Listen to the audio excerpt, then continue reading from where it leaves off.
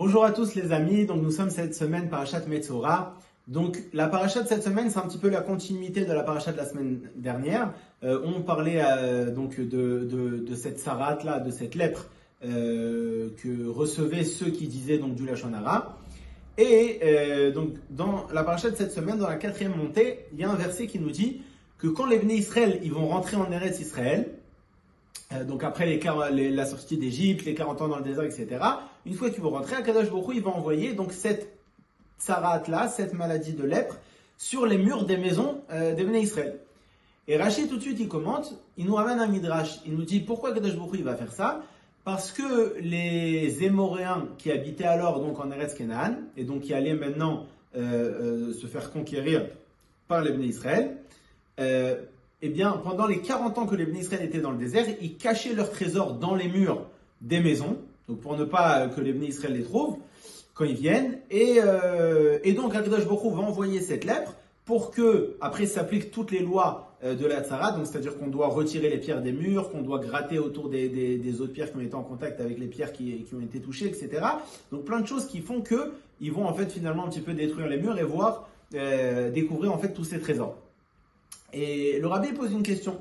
Il dit pourquoi Rashi il a eu besoin de ramener ce midrash-là qui nous dit que les Émoris, pendant 40 ans, ils ont caché leurs trésors dans les murs. Il aurait pu dire tout simplement ou le midrash lui-même aurait pu dire tout simplement que les Émoris, ils ont entendu que les Bnei Israël, ils ont gagné plein de guerres, entre autres la guerre contre Sichon et Og, qui étaient les deux grandes puissances qui protégeaient en fait tous les autres peuples qui étaient en Eretz Canaan. Et donc, comme les Bnei Israël, ils ont gagné cette guerre, donc les Émoris, ils ont eu peur. Et donc, ils se sont dit, on va cacher nos trésors pour ne pas qu'ils les trouvent. Pourquoi ils ont eu... Le Midrash, il a besoin de dire que pendant 40 ans, eh ben, ils ont caché les trésors. Et le Rabbi rajoute, il dit en plus de ça, le fait de cacher les trésors, eh bien, c'est une chose et son contraire. Pourquoi ? Parce que d'un côté, tu les caches parce que tu as peur que les Bnei Israël, eh ben, ils vont gagner la guerre et donc ils vont prendre les trésors. Mais d'un autre côté, le fait de les cacher, c'est d'avoir espoir qu'un jour tu vas les retrouver. Parce que si tu sais que les Bnei Israël, ils vont venir, ils vont gagner la guerre et tu n'as plus aucune chance de revenir dans ta maison, bah, ça va pas de les cacher. De toute façon, tu les reverras pas, les trésors. Donc là, quand tu les caches, tu te dis, comme ça, ils les voient pas, et après, quand un jour on va revenir, on pourra les reprendre. Et donc le rabbi il explique, pour répondre à ces questions, il explique la chose suivante. Il nous dit en fait, les Émoris, qu'est-ce qu'ils savaient ? Ils savaient pourquoi pendant 40 ans ils ont caché les trésors, parce que pendant ces 40 années-là, ils savaient que c'était les étapes que les Bnei Israël devaient passer pour arriver finalement en Eretz Israël. Donc ils savaient que les Bnei Israël, ils allaient arriver en Eretz Israël. Ça c'était sûr, en plus il y avait tous les psukim de la Torah, etc. qui le disaient. Faut pas croire que les nations du monde ne connaissent pas la Torah, au contraire ils la connaissent. Et des fois malheureusement mieux que certains de notre propre peuple, ils s'en servent contre nous. Donc là, les Émoris, Béhémet, ils savaient que les Bnei Israël, ils allaient retourner en terre d'Israël, ça, il n'y avait pas de problème. Mais ce qu'ils savaient surtout, c'est quoi ? C'est que le fait que les Bnei Israël, est-ce qu'ils restent en Eretz Israël ou pas, ça dépend de leurs actions. Si Béhémet, ils font des bonnes actions, ils vont rester, il n'y a rien à faire. S'ils font pas des bonnes actions, alors la terre vomit ses habitants. Et Béhémet, ils auront donc la possibilité, les Émoris, de revenir sur leur terre et là de retrouver les trésors qu'ils avaient cachés dans les murs. Donc c'est pour ça que Rashi il a choisi finalement ce midrash pour nous passer ce message-là. Que le fait qu'on soit en Eretz Israël, c'est un srout énorme et c'est un srout qui dépend de nos actes. Donc combien ce message il est vrai aujourd'hui avec la guerre, avec tout ce qui se passe, on fait des problèmes que les Juifs ils sont en Eretz Israël, etc. pour un si petit pays. Donc combien ce message il est vrai que on doit montrer à Akadosh Baruch Hu que nous on tient dans la Torah, nous on tient dans la mitzvot, nous on veut ramener la Géoula, nous on diffuse la Chassidoute pour que Mashiach y vienne et en montrant à Akadosh Baruch Hu qu'on fait des efforts dans le sens de la Torah, alors c'est sûr qu'on est complètement légitime sur cette terre. Donc ça c'est le premier point de cette paracha. Le deuxième point aussi qu'on voit dans ce verset, c'est que ça c'est quelque chose que j'ai pensé comme ça, Baruch Hashem, c'est que finalement, quand on se met un peu dans la tête du juif qui rentre maintenant en Eretz Israël. Donc le juif, il est sorti d'Égypte. Il a fait 40 ans dans le désert.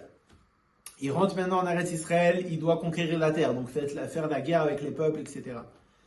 Après tout ça, il arrive dans une maison, et quand il arrive dans cette maison, tout de suite, boum, une lèpre qui arrive dans les murs de sa maison. Là, qu'est-ce qu'il peut se dire, ce juif-là? Il peut se dire, ouais, c'est pas possible.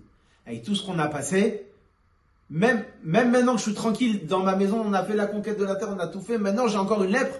Pourquoi, Ribono Shel Olam? Pourquoi encore une épreuve, entre guillemets? Et qu'est-ce qu'on voit? Que pourquoi Kadosh Baruch Hu il envoie ça? Pour que les Juifs ils découvrent les trésors. C'est que pour ça, pour que les Béné Israël ils découvrent les trésors qu'il y a cachés dans les murs. Et donc ça, c'est le message qu'on peut prendre chacun de nous pour notre vie. Que Béhémet, des fois, c'est sûr que c'est très très dur de se rendre compte de la chose quand on est dans l'épreuve. Mais finalement, c'est sûr que chaque épreuve qui arrive, c'est pour nous remonter de manière incroyable. C'est pour qu'on découvre un trésor qui est enfoui. Donc ça, c'est le deuxième message Baruch Hashem de cette paracha. Le troisième point, c'est Pessah Baruch Hashem cette semaine, la sortie d'Égypte. Donc simplement savoir que le Rabbi insiste beaucoup dans les sichot que à chaque fête qui arrive, chez les Juifs Baruch Hashem, on a beaucoup de fêtes. Savoir que chaque fête qui arrive, c'est pas simplement un souvenir de ce qui s'est passé. On se souvient qu'on est sorti d'Égypte, etc. C'est vrai qu'il y a aussi le souvenir, mais il faut savoir que Chassidut, elle dit que la lumière et la puissance qu'il y avait au moment où la chose s'est passée, elle redescend exactement de la même manière le jour où on fait la fête. C'est-à-dire que la puissance qu'il y avait à la sortie d'Égypte, le guilouille, le dévoilement de Kadosh Baruch Hu qu'il y avait à la sortie d'Égypte, les miracles énormes qu'il y avait à la sortie d'Égypte, eh bien, cette force-là, elle revient aujourd'hui dans notre génération lorsqu'on va fêter Pessah cette semaine. Et donc, il faut profiter de ces jours pour vraiment demander à Kadosh Baruch Hu que Béhémet il nous sorte de cette galoute, que ce soit notre exil personnel ou notre exil général, que Kadosh Baruch Hu nous sorte de là, parce que Béhémet, il y a les forces spirituelles qui sont exactement les mêmes qu'il y a eu à la sortie d'Égypte qui vont descendre à ce moment-là. Et donc ça c'est pour Pessah. Et le dernier point, enfin, c'est donc bien sûr Yud Aleph Nissan, l'anniversaire de notre Rabbi, le chef de la génération, que simplement un petit point que le Rabbi dit dans le Hayom Yom, donc de Yud Aleph Nissan, que simplement le jour de l'anniversaire, c'est un jour d'introspection. Donc on doit voir l'exact mauvais qu'on a fait et les réparer pour le futur. Et je pense aussi savoir les bons actes qu'on a fait, et aussi donc, puisque c'est toujours aussi important bien sûr de connaître ses qualités pour savoir aussi où on doit travailler et dans quoi on peut avancer aussi. Et donc simplement savoir que Yud Aleph Nissan, c'est sûr que c'est l'anniversaire du Rabbi, mais c'est l'anniversaire du chef de la génération, et donc chacun il peut ce jour-là aussi se remettre un petit peu en question et savoir qu'est-ce que j'ai bien fait, est-ce que j'ai mal fait, qu'est-ce que je dois réparer. Et je pense augmenter dans le Ve'afta l'Aracha Kamocha, aimer son prochain. Je pense que c'est une Nekuda aujourd'hui qui est primordiale pour que Bezrat Hashem y ait la Géoula. Donc voilà, qu'on prenne Bezrat Hashem tous ces messages, qu'on arrive à les mettre en application, et que par ça, Kadosh Baruch Hu, il voit qu'on fait des efforts dans le sens de la Torah, qu'on veut se rapprocher de lui, et qu'on veut Mashiach, qu'on veut la Géoula, qu'on n'en peut plus de cette galoute, et que Bezrat Hashem, Hashem il nous délivre Teref ou Miyad.